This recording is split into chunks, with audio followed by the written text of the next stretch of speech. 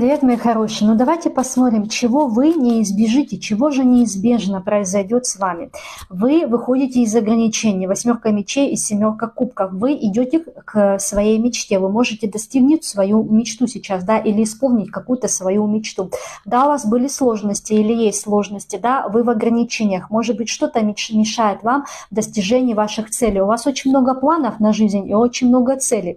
Но еще, девочки, в вашу жизнь идет король Пентаклей. Здесь мужчина состоятельный для изобилия, для процветания, мужчина финансово обеспеченный, да, мужчина тот, который сможет вам что-то дать или помочь, да, с какими-то финансовыми ресурсами, да, то есть мужчина в вашу жизнь придет, чтобы исполнить какую-то вашу, девочки, давнешнюю мечту.